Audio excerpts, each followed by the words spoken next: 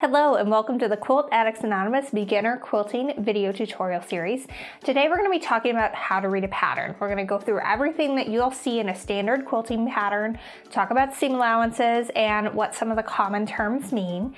But before we get started, I just want to thank our sponsors, QT Fabrics. QT Fabrics is proudly sponsoring this video tutorial series from Quilt Addicts Anonymous.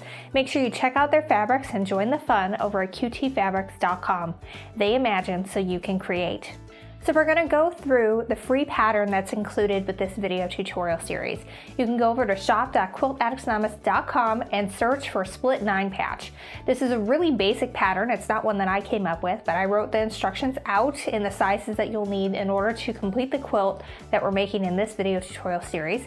You can download it for free, and then we'll also send you a coupon code where you can save on everything that you need to go along with this video tutorial series. So you can get all your supplies and your fabric, and there's some great ones from QT Fabrics to choose from to go with this. So when you go through this, there's some basic things that are going to be in every single pattern. There's going to be cutting instructions, there's going to be fabric requirements, which tell you how much and of which fabrics you need, and there's going to be some assembly instructions, both for the block and for the final layout diagram.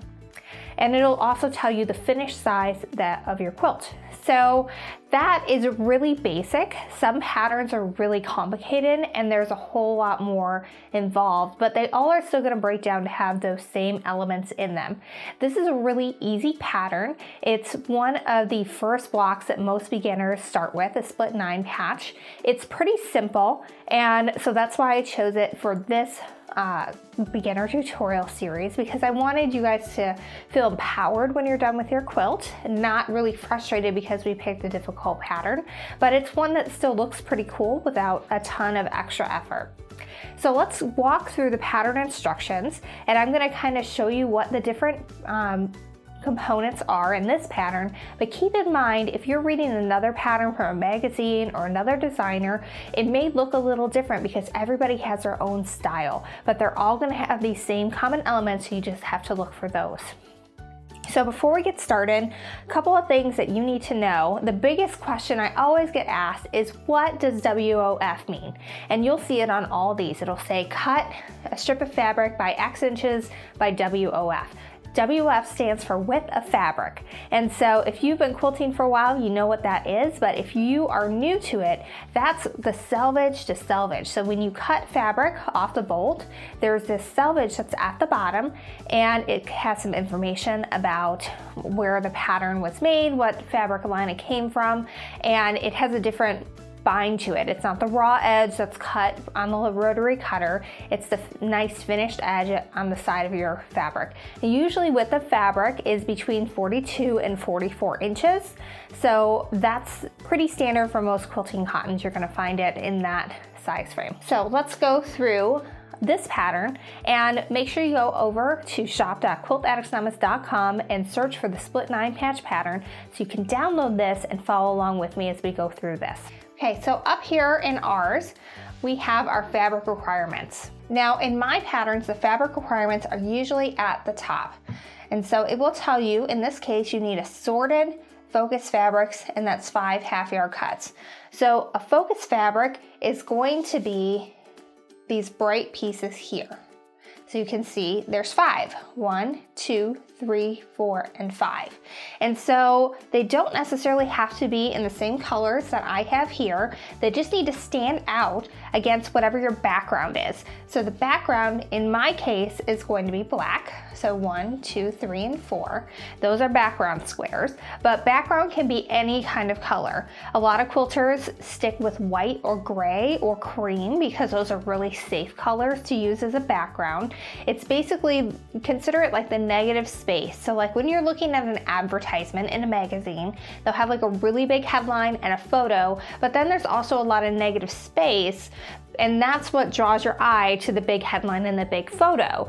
And if it wasn't for all that space where there isn't as much happening, that headline and photo wouldn't stand out. So think of your focus fabric as your headline and photo, and your background is all of that negative space that helps tell the eye, I'm supposed to be looking at these 5 fabrics because those are the pretty ones and everything else kind of drops back into the background. For my quilt, I'm using Tango, which is a line under the Ink and Arrow arm of QT Fabrics, and it comes in these great, fabulous colors, and these are my focus prints. I've got my lovely blue and pink butterflies, some nice polka dots, and then also some large flowers. And I'm using this fabric as my background. It's black, but it also has splashes of pink and blue that are also in every one of the other colors. And so it'll tie in nicely, but it'll also give that eye a place to rest because it's gonna be really obvious that this has really good contrast with my focus fabrics without taking away from the pretty designs that are in each one. So that's what you wanna look for when you're choosing fabrics. So this also tells me that I need 2.5 yards of background and binding. Sometimes that will be listed out separately, where you get a separate number for your background and a separate number for your binding. In this case, probably about 1/2 yard of that is for binding. So sometimes people like to change that up to give it a little bit of pop and color.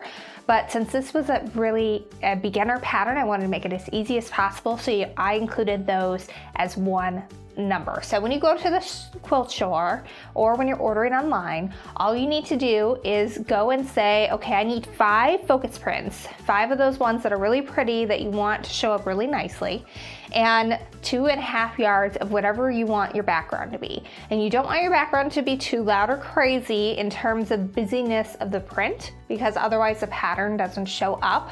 But you definitely can go with a wild and bold color, and I encourage you to do that because that makes it a whole lot of fun. So now backing.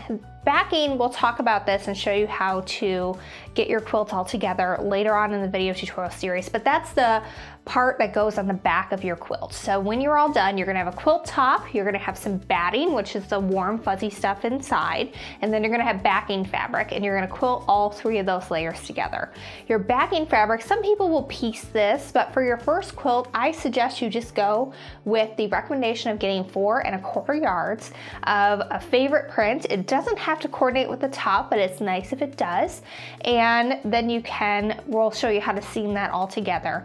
But those are the main things. You need to know how much fabric you need for the top, the binding, and the back. And if you want it all to coordinate, I suggest you get it all at once because you never know how quickly fabric is going to sell out. And if you go and you buy stuff for it, and if you don't get to it right away, or you start it and you don't finish for a while, then you may not be able to find the perfect binding fabric to coordinate anymore, or backing fabric. So when I'm buying for a project, I tend to get everything I need right when I get started, and then I have that in a little project tote that I can just work out of as I'm working on it. And I do usually get a little bit extra, that way just in case if I make a mistake or something, then I don't have to worry about not having enough fabric to complete the project and having to search all over the internet to find that one print. So the next thing you're gonna find are cutting instructions. Now your cutting instructions, we're gonna go through how to cut in another video in this video tutorial series, but your cutting instructions are going to assume that you already know how to do that. So let's just go ahead and read these. So it's saying for the focus fabrics, so that would be all of the really bright ones that I showed you at the beginning, you're going to, from each 1/2 yard cut 3 6-inch by width of fabric strips.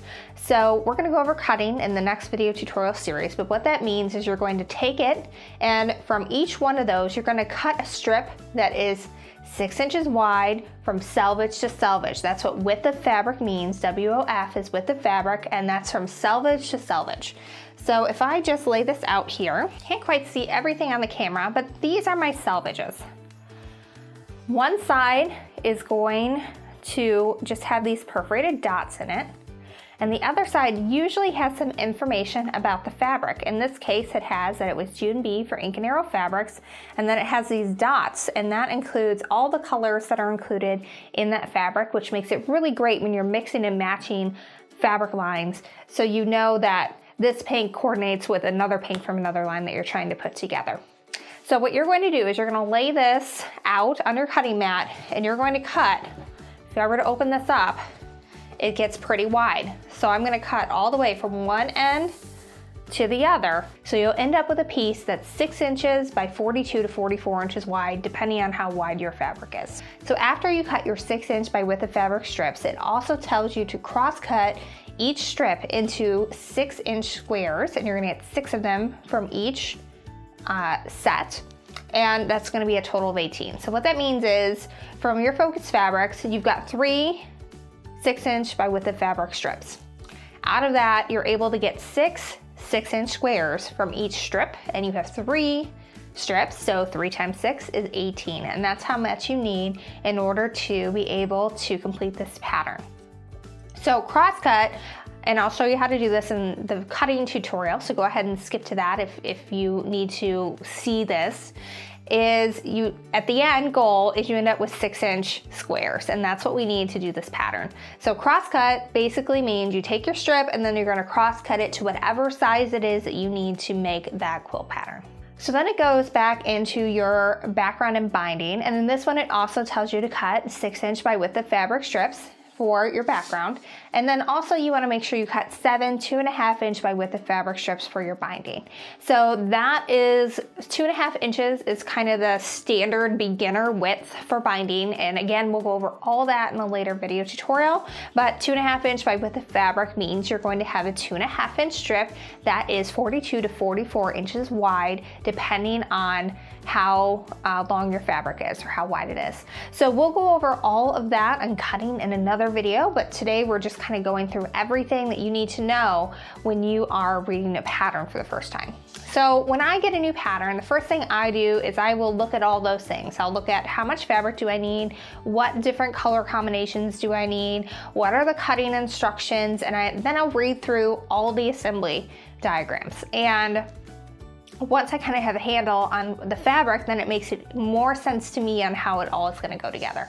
And again, if you haven't done it already, go to shop.quiltaddictsanonymous.com and download the split 9 patch pattern so you can be reading your PDF of this or your printed out copy while we're going over the video. So now let's take a look at the assembly instructions.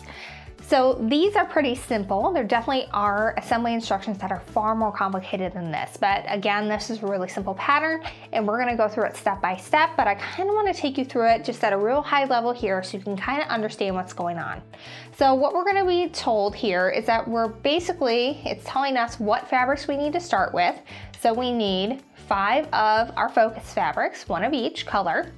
And then we need 4 of our backgrounds, and they're going to be arranged in this configuration. Then we're going to sew them into rows. So you can see there's a row here, in the middle, and on the side, and it's usually going to tell you where to press. And we'll go over how to press and all that in a later video, but you want to pay attention to that because if a good pattern writer has done their job, then they're telling you which way to press so that it goes together as easy as possible. In this case, we're going to be pressing our seams in opposite directions, so that way when we go to join these rows, those seams are literally going to lock in place and it's going to be a lot easier to get really good joints. Now our next step is to sew our rows into a finished block. And in this case, we're going to be sewing the top row to the middle and the bottom row to the middle. And this is the 9 patch. But since it's a split 9 patch, we do have one more step after that. And that's going to be to cut it in half vertically and then cut it in half across the center. And I know that was super fast, but don't worry, we're going to be going through all of this in more detail later. I just want you to know when you're going through it what it means when you're being told to do this. So in this case, it'll tell you cut block apart down the center of each block. So that's what this diagram means. Cut it apart down the center, and then cut it across again over there. So it will tell you here your block should measure 8.5 inches square once you're done with that. And we'll tell you this again later, but in a quilt like this, it really doesn't matter if they're all exactly 8.5 inches square, but what it does matter is that they're all the same size. So if you are sewing and it's a quilt that goes together like this, where you don't have lots of points or something, sometimes you can just fudge it a little bit, and I'll tell you how to do that again in later videos. But we're not done quite yet. It's gonna go through a couple more instructions showing you how to turn those split 9 patches so that you can sew them back together into rows and then into the split 9 patch block. Now here's where people get really confused. So now you've got your block together. This is it. It still features all 5 of our focus fabrics. We have 1, 2, 3, 4 that are left as large squares, and then that 5th one ended up getting cut into tinier squares when we did that split 9 patch, when we cut them both down the centers. So you can see what the quilt layout is going to be, but we don't know how to get there yet. And that's where your quilt assembly diagram comes into place. Now, if you're looking at this in a magazine, you're probably only going to see assembly diagram 2. And that shows you kind of the bottom half already assembled, and then it shows you that you're supposed to sew these 2 blocks together and these 2 blocks together, and it assumes you know that that needs to get sewn into a row, and then it'll show you all the blocks apart at the top. So it assumes you know all that to get started. Now, what I did, because this is supposed to be a beginner course, is I did 2 assembly diagrams. So we have one which shows all the blocks just laid out here. And so this is exactly how you should lay out all your blocks on a spare bed or a floor, or there are things called design walls that you can purchase, that you can lay your blocks all out and get them in the order you want them in. And then what you're going to do is you're going to sew them all into rows like that. And then you're going to sew your bottom row to your third row and your first and second rows together. And then you're going to join your halves. And so that's essentially what this is telling you over here. So you have your 4 to start with, and what they want you to do is sew those into blocks of 2, and then you're going to join them into 1 row, and then you're going to join your rows together to get something that looks like that. So that's how we get from this assembly diagram to this finished quilt layout. But again, if you're looking at a magazine, it's not going to show you all those steps in between because it assumes that you already know them. So that is pretty much the guts of reading through a pattern. And again, this is a really simple pattern, and we're going to go through it all step by step as we're actually making it. So if a lot of that didn't make sense yet, it will as you go through these video tutorial series. But no matter what, you always want to look for your fabric requirements, your cutting instructions, your block assembly, and then your quilt assembly diagram. And I would read through all of those steps before you start your pattern, because then you'll kind of have an idea of how it's all going to go together, and that may affect your fabric selection choices, so that way you have something that's truly beautiful in the end. I hope that's helpful. And if you enjoyed this video tutorial, make sure you subscribe so you can get all of our quilting tips and tricks. And also make sure you check out the rest of the videos in the beginner quilting video tutorial series by Quilt Addicts Anonymous that's sponsored by QT Fabrics. And make sure you go check this out, download the free pattern over at shop.quiltaddictsanonymous.com. We're going to give you an exclusive coupon code that you can use on everything that you need to make this quilt and get your first quilt made. Or if you've been quilting for a little bit and you just found this video tutorial series to kind of help you refine your skills, you can use it that way too. Well, thanks for following along, and make sure you check out the rest of our videos. This is a 12-part video tutorial series. We're going to take you through everything from all the supplies you need to get started to how to care for your finished quilt and everything in between. All right, so next up, we're going to be talking about cutting and how to use a rotary cutter and how to cut those 6" by width of fabric strips. I'm going to actually break that down for you and show you a couple of different ways to do it so you can find one that works best for you. Happy quilting! QT Fabrics is proudly sponsoring this video tutorial series from Quilt Addicts Anonymous. Make sure you check out their fabrics and join the fun over at qtfabrics.com. They imagine so you can create.